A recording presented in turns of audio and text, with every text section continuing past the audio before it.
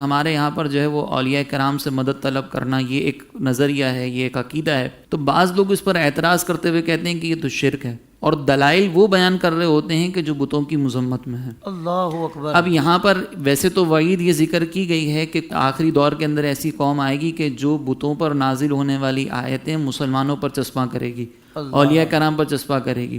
یہ تو وعید بیان کی گئی ہے. تو ان کو پتہ ہوتا ہے کہ یہ بتوں پر آئی ہیں، پھر بھی بیان کر رہے ہوتے ہیں اولیاء، یہ بھی پھر بھی کر رہے ہوتے ہیں. اللہ. دوسرا اس کے اندر ایک پرابلم یہ ہوتا ہے کہ دیکھیں یہ آیات عقلی اعتبار سے بھی اگر ہم دیکھیں نا تو مسلمانوں پر چسپاں نہیں ہو سکتی. جی.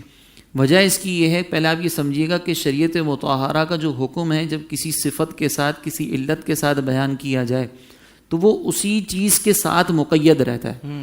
جیسے مثال کے طور پر ٹخنوں سے نیچے کپڑا لٹکانا، سرکار علیہ الصلوۃ والسلام نے ایک مقام پر مطلقاً اس کی وعید بیان فرمائی کہ جو شخص ٹخنوں سے نیچے کپڑا لٹکاتا ہے تو اللہ تبارک و تعالیٰ اس پر نظر رحمت نہیں فرمائے گا. تو صدیق اکبر رضی اللہ تعالیٰ عنہ نے عرض کی کہ حضور کبھی کبھی میرا تہبند جو ہے وہ ٹخنوں سے نیچے چلا جاتا ہے، لیکن اگر میں اس کا دھیان رکھوں تو اس کی حفاظت کر سکتا ہوں. تو سرکار علیہ السلام نے فرمایا صدیق تم ان میں سے تھوڑی ہو جو تکبر کی وجہ سے ایسا کرتے ہیں. اگر ابو جہل کرے تو وہ وعید کا شکار ہے، اور ابو بکر سے سرزد ہو تو ان پر کوئی ملامت نہیں ہے. اللہ اکبر. وجہ کیا ہے؟ نیت. اب اسی طریقے سے آپ دیکھیں کہ اللہ تبارک و تعالیٰ کے علاوہ کسی اور سے مدد طلب کرنا، ایک طرف بتوں کو ماننے والے ہیں، ایک طرف اللہ تبارک و تعالیٰ کے ساتھ کسی کو شریک ٹھہرانے والے ہیں. تو جو آیتیں اس عمل کی مذمت پر ہیں وہ آیتیں آپ مسلمانوں پر نہیں لگا سکتے، کیونکہ یہاں پر دونوں کی نیتوں کے اندر فرق آ چکا ہے. جب نیت کے اندر فرق آ جائے گا تو جو حکم وہاں پر نازل ہوا ہے وہ یہاں پہ نہیں لگ سکتا، کبھی بھی نہیں لگ سکتا. اب یہ فرق جب تک سمجھیں گے نہیں کہ کیا فرق ہے تب تک ظاہر سی بات ہے کہ آپ یہی عمل کرتے رہیں گے کہ کوئی آپ کے سامنے آیتیں بیان کرے گا، کہے گا دیکھو اللہ کے علاوہ کسی کو پکارنا نہیں چاہیے، اور آپ پکار رہے ہیں، یہ توحید کے خلاف ہوگا.